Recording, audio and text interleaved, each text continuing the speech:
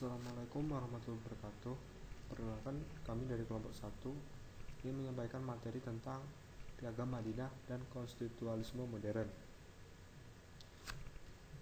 Kita mulai dari yang pertama, yaitu adalah perihal Piagam Madinah.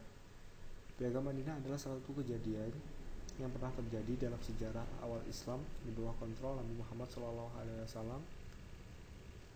Piagam Madinah adalah sahifah paling berharga yang menjadi bukti konkret praktek politik Islam paling egaliter yang menghargai setiap jenis manusia, suku, ras, dan agama untuk hidup bermasyarakat dengan prinsip tanggung jawab dan amanah. Piagam Madinah bisa disebut dengan Konstitusi Madinah. Piagam Madinah berisi perjanjian yang dibuat oleh Nabi SAW antara dirinya dengan semua suku dan kaum penting di Yathrib pada tahun 622. Piagam Madinah ini disusun untuk menghentikan pertentangan sengit antara suku Aus dan Khoraj di Madinah. Selanjutnya, dalam Piagam Madinah ada pernyataan yang menyatakan bahwa orang-orang mukmin dan muslim adalah umat yang satu, tidak termasuk golongannya lain, dan orang-orang Yahudi dan sekutunya adalah satu umat bersama orang-orang mukmin. Dari sini tampak bahwa kesepakatan yang dilakukan antara kaum Quraisy dan kaum Yathrib dan siapapun yang tercantum dalam sahifah tersebut dapat disebut sebagai satu kesatuan umat, dan disebut juga sebagai perjanjian antara Arab dan Yahudi. Sebagian umat muslim ada yang menamainya sebagai Ahdun Baina al-Muslim wal al-Yahud. Mereka sepakat ikut serta dalam Piagam Madinah, juga sepakat turut berjuang bersama dalam pembangunan. Yang kedua adalah kedudukan Piagam Madinah sebagai konstitusi negara. Ditetapkannya piagam politik tersebut dimaksudkan untuk membina kesatuan hidup berbagai golongan warga Madinah. Piagam Madinah dapat dikatakan sebagai sebuah konstitusi karena negara Madinah telah menetapkan Piagam Madinah sebagai aturan bersama dan pemegang hukum tertinggi. Di samping itu, dari segi formal dan substansial, apa yang diatur dalam teks-teks Piagam Madinah menjadikan sebagai sebuah konstitusi. Prinsip-prinsip yang terkandung di dalam Piagam Madinah dapat dikatakan sebagai suatu ide yang revolusioner untuk saat itu. Dalam konteks kekinian, Piagam Madinah dapat diterima sebagai sumber inspirasi untuk membangun masyarakat yang majemuk. Mengutip pendapat Nurcholis Majid, menyatakan bahwa bunyi naskah konstitusi Madinah itu sangat menarik.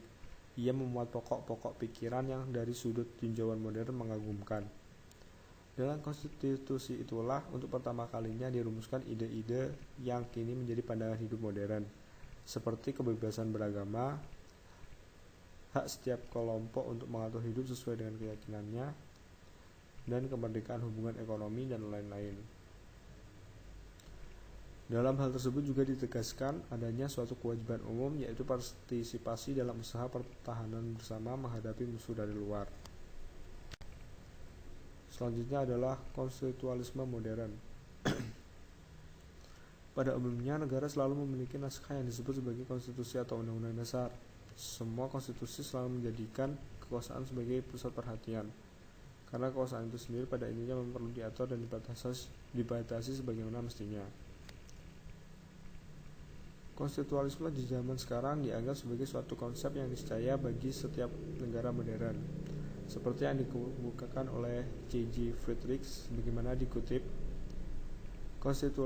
Constitutionalism is a institutionalized system of effective regularies restraint upon governmental action.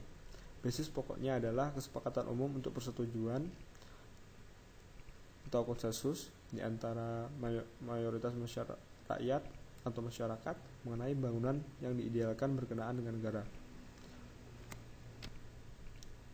Konsensus yang menjamin tegaknya konstitusionalisme di zaman modern pada umumnya dipahami bersandar pada 3 elemen. Kita bahas satu persatu. Yang pertama adalah kesepakatan tentang tujuan atau cita-cita bersama. Kesepakatan tentang tujuan atau cita-cita bersama, hal tersebut berkenaan dengan cita-cita bersama sangat menentukan tegaknya konstitusi dan konstitusionalisme di suatu negara. karena cita-cita bersama itulah yang ada pada puncak abstraksinya paling mungkin mencerminkan kesamaan-kesamaan kepentingan di antara sesama warga masyarakat yang dalam kenyataannya harus hidup di tengah pluralisme atau kemajemukan. Kesepakatan kedua tentang the rule of law sebagai landasan pemerintahan atau penyelenggaraan negara. Kesepakatan atas konsensus kedua ini juga sangat prinsipil, karena dalam setiap negara harus ada keyakinan bersama bahwa apapun yang hendak dilakukan dalam konteks penyelenggaraan negara haruslah didasarkan atas rule of the game atau peraturan yang telah ditentukan bersama. Istilah yang biasa digunakan untuk itu adalah the rule of law yang dipelopori oleh AVDC. Kesepakatan ketiga adalah berkenaan tentang kesepakatan tentang bentuk institusi dan prosedur ketatanegaraan.